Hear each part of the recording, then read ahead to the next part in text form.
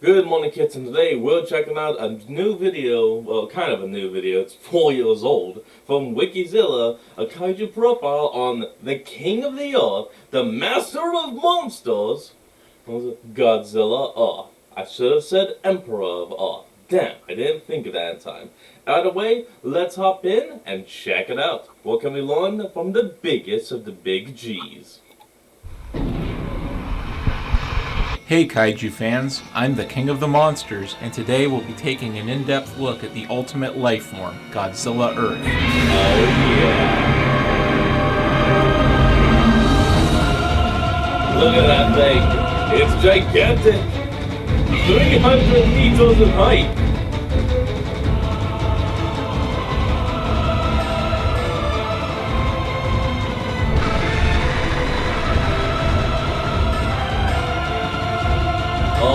The end result of natural selection on Earth, Godzilla evolved from plant-based life to become the largest and most powerful organism in the planet's history. First emerging in 2030, he laid waste to human civilization and resisted every attempt to stop him, even methods provided by the Exif and Saludo aliens. 15,000 survivors opted to flee the Earth in search of a new homeworld in 2048. Now unopposed, Godzilla established himself as the sole ruler of Earth. He terraformed the planet to his liking, while multiple new species derived from his own genome arose. When one of the emigration ships, Aratrum, returned to Earth after 20,000 years, its occupants found their home almost unrecognizable. They attempted to carry out an operation to exterminate Godzilla and take back the planet, but only succeeded in killing Godzilla Filius, a younger subspecies. The original had evolved into an overwhelming force, the 300-meter-tall Godzilla Earth. As the Exif and Saludo pursued their own agendas, humanity began to view him as a necessary evil. Godzilla Filius' name is derived from the Latin word for sun, while Godzilla Earth's name symbolizes his dominion over the planet after 20,000 years. Damn. I mean, it's kind of obvious. In contrast to all previous iterations of the character, Godzilla Earth's design was based on trees rather than reptiles. Rather than aiming for something anatomically accurate, this version was meant to be imposing. Co-director Kobun Shizuno elaborated, stating that trees are currently the largest and most widespread organisms on Earth, with the ability to live for thousands of years while typically requiring only light and water to survive. Furthermore, trees contain trace elements and generate electrons when performing photosynthesis. This influenced Godzilla Earth's electromagnetic abilities. In Shizuno's words, "We expanded from the idea of if a plant had undergone superevolution due to its cellular structure, perhaps containing metallic elements, and its whole body became a power generator as a result. In this Planet of the Monsters, I thought Godzilla would be like a huge world tree at the center of its unique environment." The anime's other director, Hiroyuki Seshita, prepared concept sketches of Godzilla to develop the silhouette of his body. Anigoji's design was intended to take the basic silhouette of the Big G and combine it with new unique traits specific to the anime. For example, his body was made especially muscular, inspired by Kongo Rikishi statues, in order to express his sheer power and invoke the hugeness of trees, while reflecting his status as the apex lifeform on Earth and a godlike figure. There were several unique head designs created for Godzilla, each experimenting with different unique facial features, which ranged from horns to Varan-inspired facial fins. Ultimately, the designers opted to give the monster a row of spikes on his chin, which resembled a beard. Despite being a plant, he was given blue, human-like eyes to convey a sense of intelligence, such as that of a philosopher. Seshita's concept designs were organized into multiple potential interpretations by modeling supervisor Mitsunori Katama, and were then sculpted into virtual maquettes. Eiji Kawada created the texture and color for the Godzilla model, taking care to add details such as accumulated moss, dirt, and fine scratches. Onto abilities. Godzilla's signature ability is his atomic breath. A charged electromagnetic particle beam, it does not actually fire from the monster's mouth directly, but rather from immediately in front of it. This thin and precise beam is incredibly powerful, dispatching most monsters or leveling major cities in a single hit. Its energy output is measured as 3 terawatts. Godzilla used a more powerful red spiral-shaped variant of his atomic breath in 2042 to destroy Gorath, a 30-kilometer wide asteroid with a mass comparable to the Moon. The spiral breath had an observed range of 300 kilometers. The That source was of awesome. Godzilla's invincibility is his asymmetrically permeable shield, an electromagnetic field generated from a biological amplifier in his dorsal fins and supported by his cells, which act as powerful electromagnets. It protects the monster from all harm, from projectiles to nuclear explosions. Even in the absence of his shield, the King of Monsters demonstrates incredible durability due to the multi-layered foam structure of his epidermis, which contains metallic muscle fibers that support his weight in the absence of a skeleton. More than just difficult to pierce, his flesh provides superior heat resistance that can protect him from a point-blank nuclear detonation even without his shield. Godzilla's cells possess a rapid healing factor, allowing his tissue to repair itself in a matter of seconds in the rare instance it is damaged. Moreover, the healing factor allows his cells to propagate when separated from his body, causing other life forms to incorporate his DNA and mimic him. The metallic plants found in the Tanzawa forest, along with subspecies such as the Servum and Philius, were a result of this. Godzilla's body constantly emits high-density radiation, leaving areas in his wake uninhabitable. Other kaiju seemed attracted to this radioactive contamination, as they often appeared in areas which he had already passed. Despite this, his radiation is barely observable, making him difficult to track in this manner.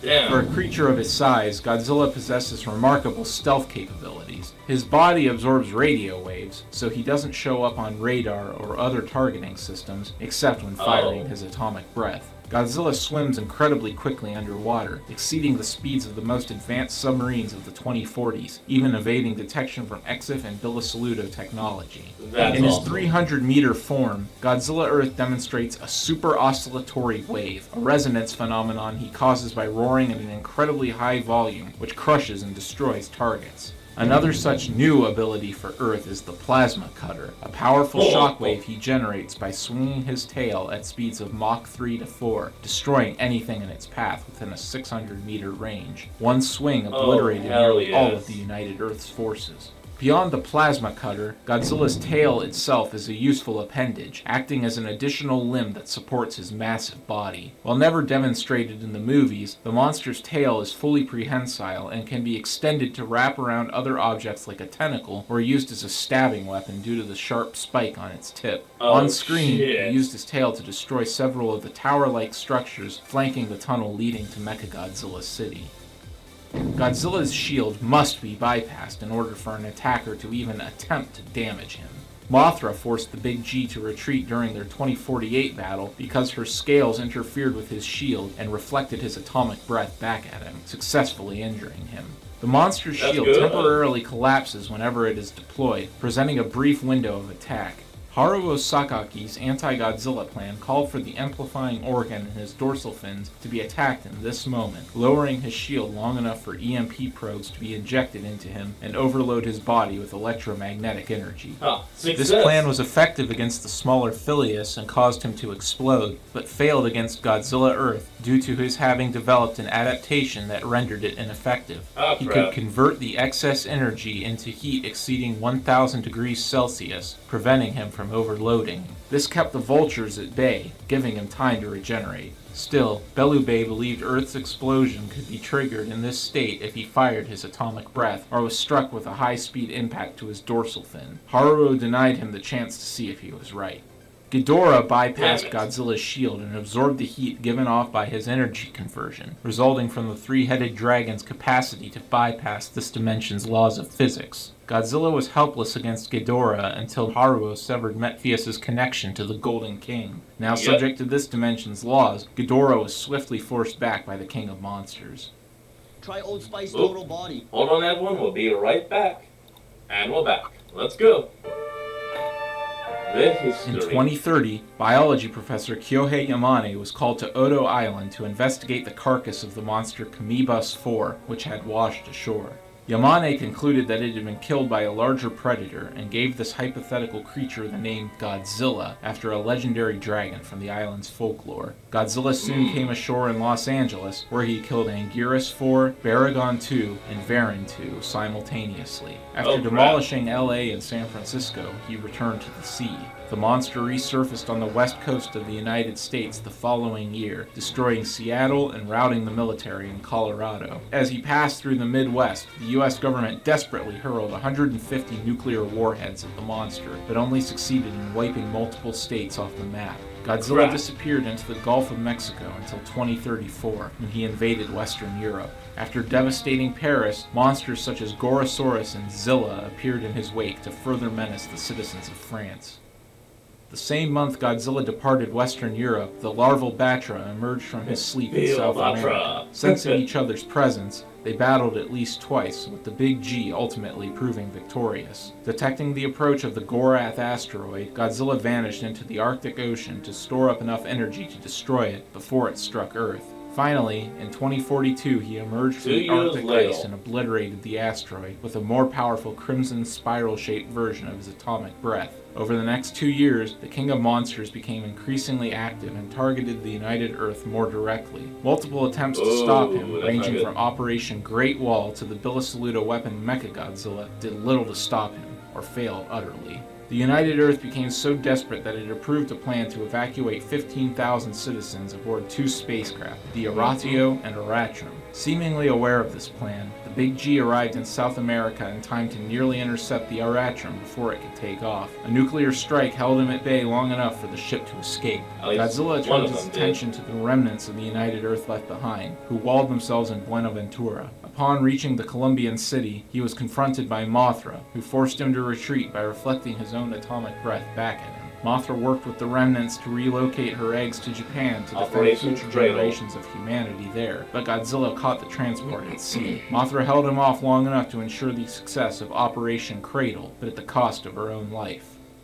Damn. After finding its destination of Tau-E uninhabitable, the Oratrum used its warp drives to return to Earth, where 20,000 years had now passed. Terraformed by Godzilla, the planet was barely recognizable, while the King of Monsters was still active in what was once Japan. Captain Haruo Sakaki, who blamed the monster for the deaths of his parents, presented a plan to kill him and allow humanity to reclaim the Earth. Following the successful carrying out of this strategy, the United Earth pieced together that the monster they killed was not the same Godzilla who had driven them from the Earth so long ago. It was a smaller subspecies formed from his cell division. The original, now grown into the 300-meter Godzilla Earth, erupted from the ground moments later and effortlessly wiped out the United Earth's forces.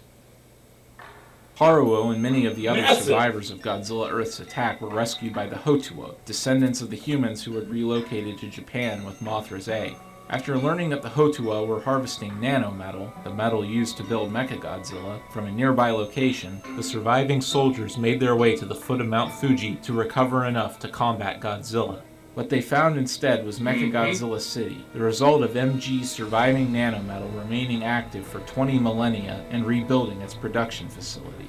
Also, I wish there was literally more of Mechagodzilla from this, because it's an awesome concept. And like, they built a robotic Mechagodzilla, but never actually got to use it. Then they think it's been blown up by the Big G, so it just sits around. Only to eventually find out it constructed a damn city. Yeah, and of course, what happens? It gets blown up at the end of the movie. It's like, for crying out loud, give us more of the Mecha G. That's what I want. Bilisaluto took command of the city and converted it into a Godzilla execution device, which could carry out Haruo's plan on a large enough scale to be effective against the 300-meter King of Destruction. As preparations were nearly complete, the monster located Mechagodzilla City and began approaching it. Haruo, Master Sergeant Yuko Tani, and Major Rilu Elu Belube distracted Godzilla using flying mechs called vultures and lured him to a trap point where he was dropped into a tunnel leading directly to the city. The monster progressed through it until liquid nanometal immobilized him. Once his shield collapsed, Mechagodzilla City's railguns destroyed his dorsal fins. EMP harpoons were launched into his back, overloading him with electromagnetic energy. Rather than explode as Phileas had, Godzilla Earth began glowing bright red and emitting intense heat. He'd adapted to convert the excess energy into heat, meaning the vultures now had to ram his dorsal plate from the atmosphere to attempt to get him to explode. However, Haruo learned that the Bilisaluto intended intended to use Mechagodzilla City's nanometal to assimilate the entire planet, and made the decision to destroy its control room instead. This allowed Godzilla to recover and promptly destroy the rest of the city with his atomic breath.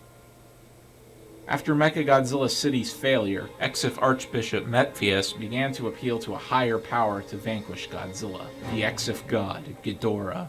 Upon gathering a cult-like following, he carried out a ritual to summon Ghidorah into this dimension. The three-headed energy entity's first action was to destroy the Eratrum in orbit, killing all aboard before descending to the Earth. Godzilla confronted him, but his atomic breath inexplicably curved around his body. Furthermore, none of his physical attacks could connect with Ghidorah, while Ghidorah bypassed Godzilla's shield in biting him. The King of Monsters proceeded to be lifted into the air, and when he attempted to convert his energy into heat, Ghidorah simply absorbed it. Haruo realized that Metphius was behind this and confronted him, managing to escape his psychic influence and shatter the Garbatrium bead connecting the Exif to Ghidorah. The higher dimensional monster became subject to this dimension's physics and released Godzilla, who did not hesitate to dispatch him back to the void from whence he came.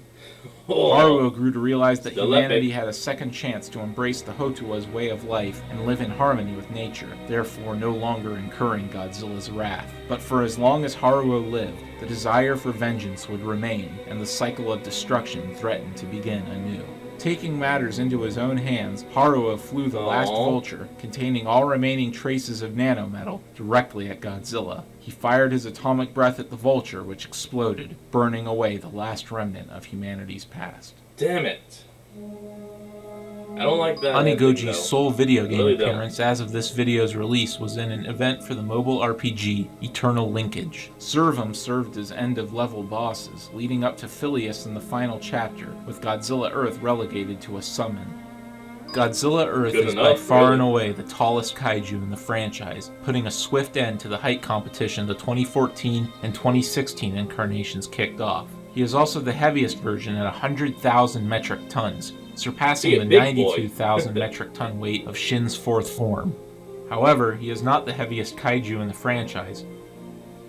On the flip side, Godzilla Earth's initial, and Phileas' current, 50-meter height is tied with the original and Showa G's for the second shortest Godzilla, only surpassing Shin's second form. His initial weight of 10,000 metric tons also makes him the second lightest Goji incarnation to appear in a film, only outweighing the TriStar version. That's all, folks. Well, everyone, that's going to be the end of today's video. I hope you all enjoyed this, so I want you all to remember to like, comment, and subscribe for more. Link to the original will be in the description below, and I'll see all you kids next time when we flick back on. Till then, this is Fox, signing off. Peace.